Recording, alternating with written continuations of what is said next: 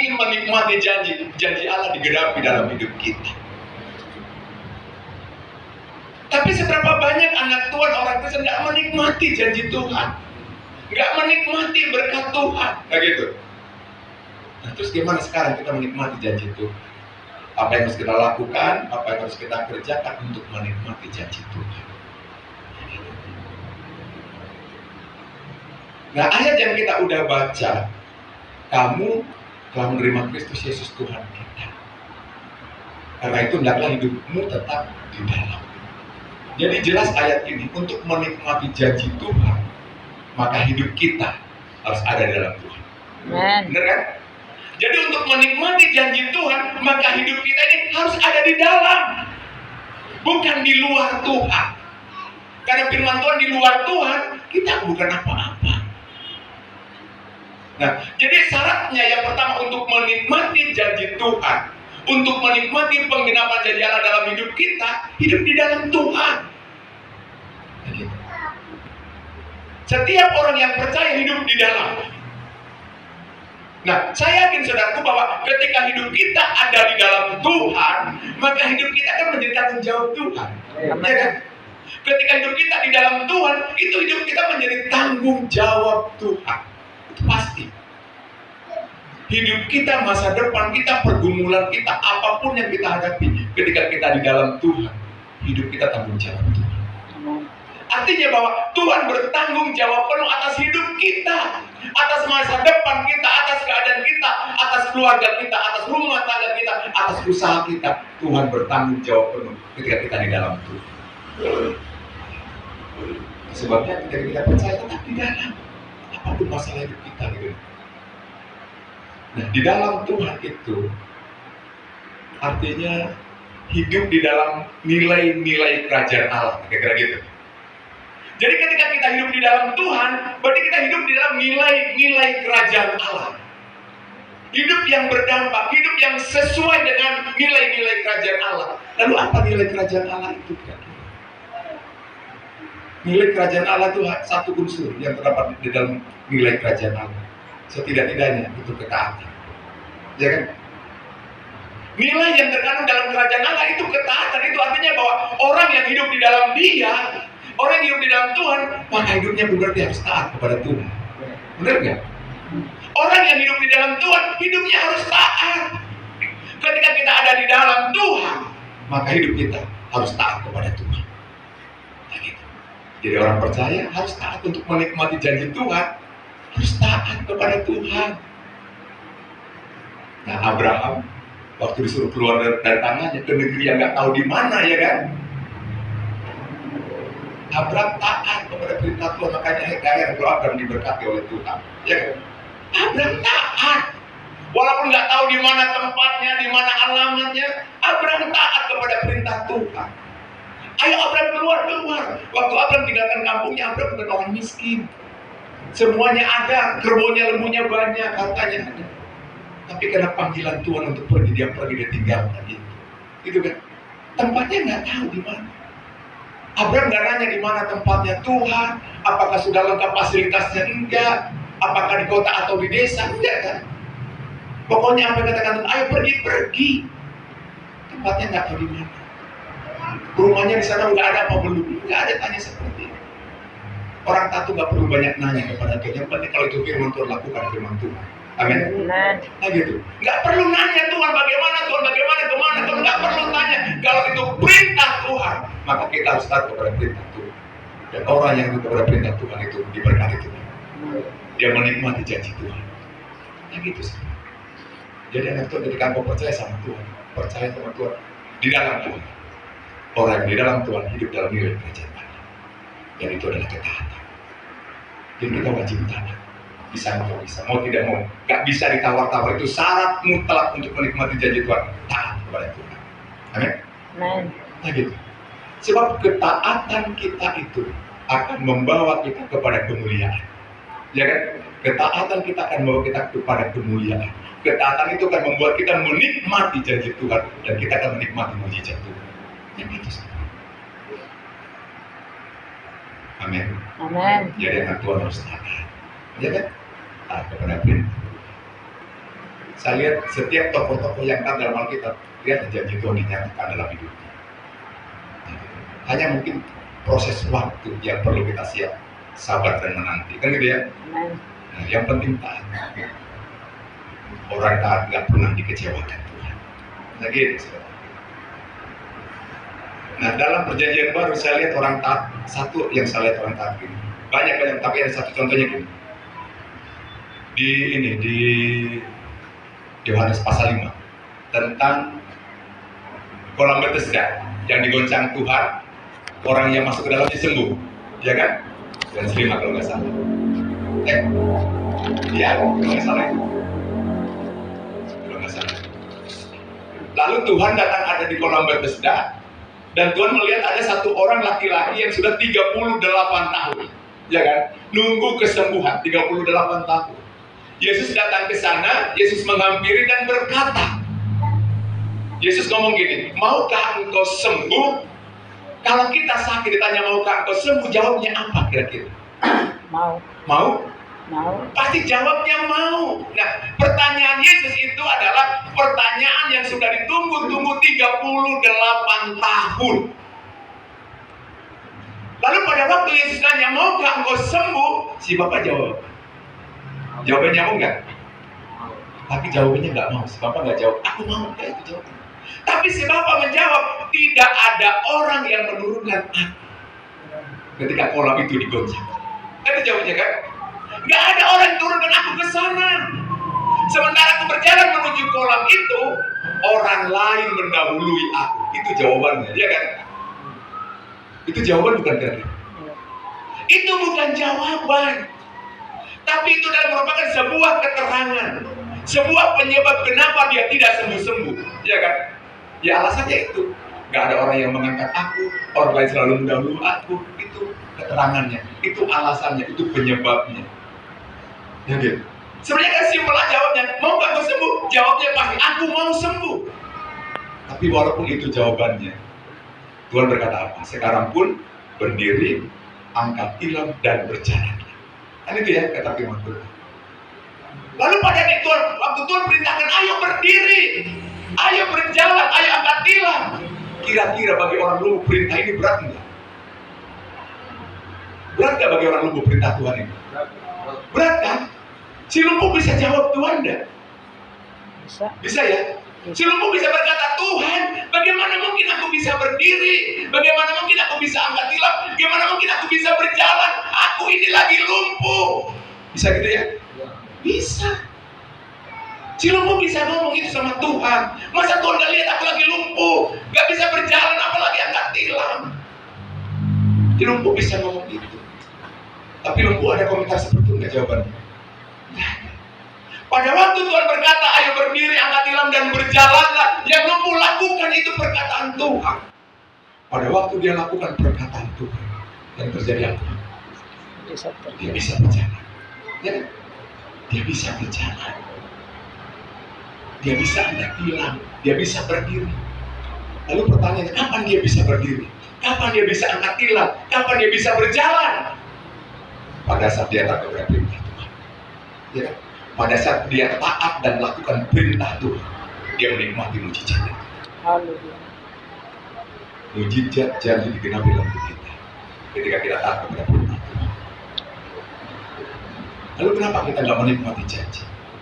Karena seringkali kita nggak taat kepada Tuhan, ya kan?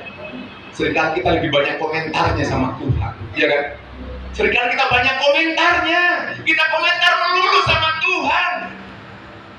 Kita nggak pernah lakukan firman Tuhan. Ya, gitu. Untuk diberkati menikmati janji Tuhan, taat lakukan firman Tuhan. Lakukan perintah Tuhan. Nggak perlu banyak komentar. Tuhan nggak butuh komentar Tuhan kita. Yang Tuhan butuhkan adalah ketaatan kita dalam melakukan firman Tuhan. Amin.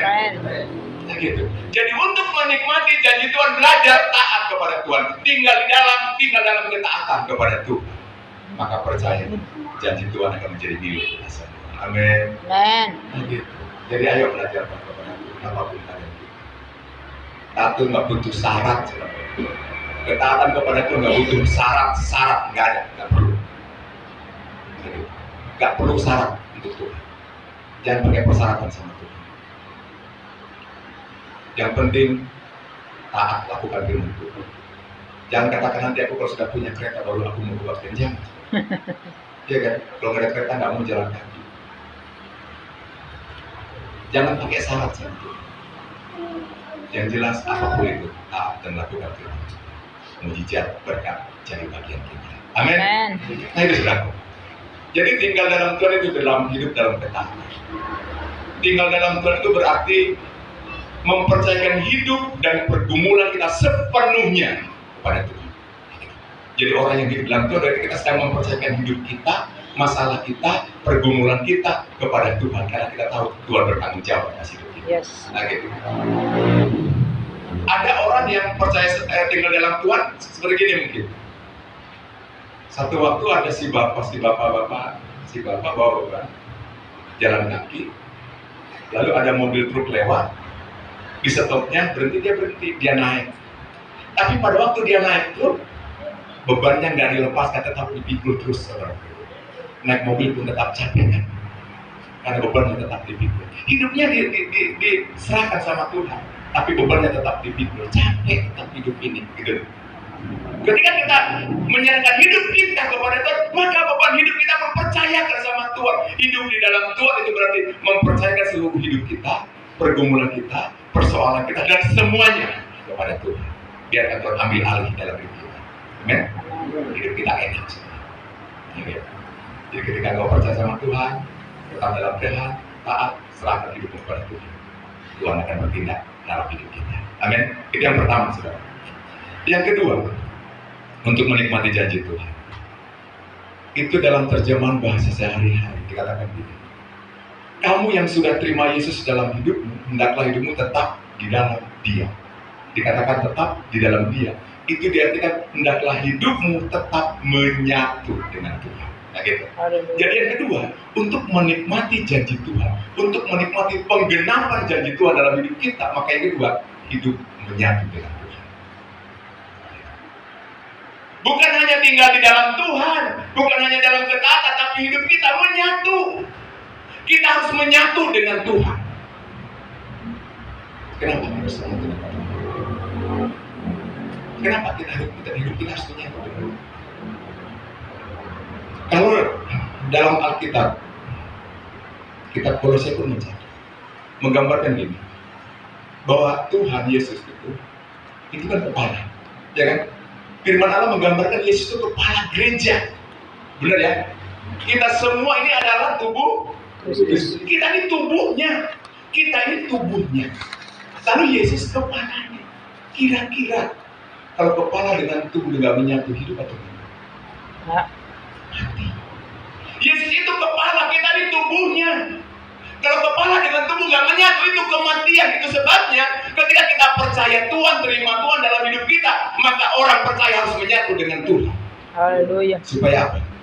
Supaya kita menjadi gereja yang hidup. Nah gitu.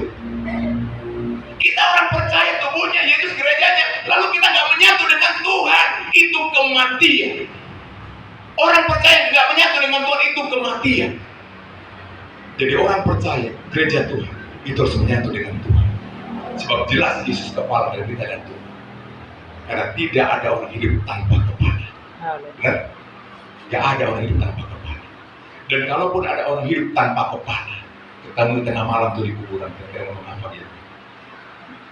Ya lari, bergerak lari dan takut ya kan? Itu hantu, menakutkan kalau ada kepala. Jadi gereja Tuhan jemaat menyatu dengan Tuhan. Amin. Dia adalah kepala.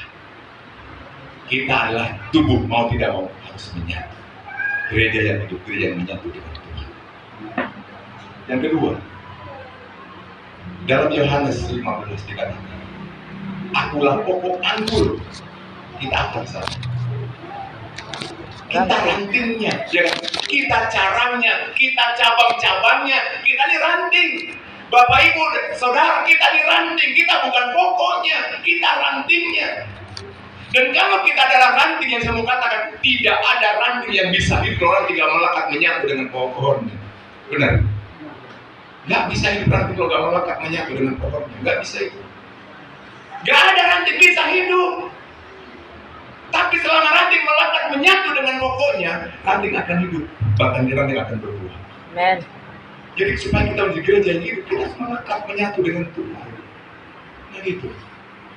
Kebanyakan kita sombong kan, nggak punya pakai, nggak bersama Tuhan nggak apa-apa, nggak perlu Tuhan pun aku bisa, tanpa Tuhan pun aku bisa, ngomong gitu kan, nggak kebaktian pun nggak apa-apa lah, aku bisa. Orang sombong, orang kalau nggak perlu Tuhan itu sombong. Tapi kita tanpa Tuhan ini kita nggak bisa berbuat apa-apa. Kita butuh Tuhan, kita perlu Tuhan dalam hidup kita. Nah gitu. Ranting gak hidup tanpa pokok, gak hidup. Jadi kalau kita sadar itu Tuhan yang ngomong, kamu tuh ranting, itu Tuhan yang ngomong. Nah kita ranting, berarti kita harus melekat menyatu dengan Tuhan. Amin. Sebagai pokok ranting yang benar. Maka ketika kita menyatu dengan Tuhan, melekat dengan Tuhan, maka kehidupan akan mengalir dalam hidup kita.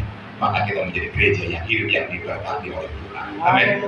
Jadi untuk menikmati janji Tuhan, menikmati berkat Tuhan, melekat menyatu dengan Tuhan. Gak ada pilihan sebenarnya. Selama kita menyatu dengan Tuhan, ingat selama itu juga berkat akan mengalir atas itu. Amin. Amin. Bagaimana menyatu dengan Tuhan kira-kira? Bagaimana menyatu dengan Tuhan? Bagaimana? Lakukan kehendak. Oke. Nah, pada waktu penamatan sekolah SD ya, ini SD. Guru mengumumkan gini, semua anak kelas 6 nanti penamatan harus pakai celana panjang, ya gitu. Jadi guru mengumumkan kepada semua kelas 6 harus pakai celana panjang waktu penamatan. Lalu si anak pulang ke rumah, dia lapor kepada mama, nanti penamatan aku harus pakai celana panjang. Si mama bawa ke tukang jahit, otomatis ukur pinggangnya dan panjang kaki, ya kan, gitu. Singkat cerita selesai lah celana panjang, bawa pulang ke rumah. Nah sampai rumah kan dicoba oleh si anak, ingin nyoba lah celana panjang baru. Waktu dipakai kepanjangan 10 cm celana. Lalu si anak bawa kepada mamanya, mama ini celana panjang kepanjangan 10 cm, tolong mama potongkan 10 cm. Kalau si mama ngomong, aduh mama lagi sibuk anakku, mama nggak bisa, kamu pergi sama kakakmu, kita nggak bisa. Si anak juga bawa lah ke si kakak, tolong potong celana panjangku 10 cm. Kakak juga nggak bisa, lagi sibuk semua. Kamu pergi sama bibi, mungkin bibi bisa. Bawa juga ke si bibi, dia ngomong juga, bibi tolong potong celana panjang 10 cm. Bibi juga nggak bisa, bibi lagi sibuk semua, begitu. Si mama si kakak sedih, lagi sibuk kerja, gotong royong bagaimana mereka itu sih. Tapi karena semua nggak bisa di rumah itu, si anak masuk kamar, gantung celana bibi, dia tidur. Pulas enak nyenyak tidurnya, nggak tahu apa yang terjadi. Selama dia tidur, gak lama kemudian selesai si mama pekerjaannya. Waktu siap pekerjaan si mama ingat, aku suruh potong celana oleh anak. Maka si mama masuk kamar, dilihat si anak masih tidur, celana gantung yang baru, celana diambil, diam-diam, celana dipotong 10 cm, jahit bagus, gantung lagi, selesai kan gitu. Gak lama kemudian kakak juga selesai pekerjaan. Dia ingat suruh potong celana oleh adiknya, kan gitu ya. Si kakak juga pergi masuk kamar, dilihat si adik masih tidur asik, celana gantung, celana diambil lagi, celana dipotong lagi 10 cm, dipotong 10 cm, dijahit lagi bagus, gantung lagi, ya kan? Gak lama kemudian bibi selesai juga pekerjaannya. Bibi juga ingat, aku suruh potong celana oleh keponakan, kan gitu ya. Si bibi juga masuk kamar, dilihat si anak tidur, celana gantung, celana diambil lagi, potong lagi 10 cm, jahit lagi bagus, gantung lagi. Selesai semua kan pemotongan itu, bisa kan penamatan. Si anak harus pakai celana panjang waktu penamatan. Bangun pagi, mandi senang, punya celana panjang. Dia ambil, siap mandi, dia pakai, dia sobek. Waktu dipakai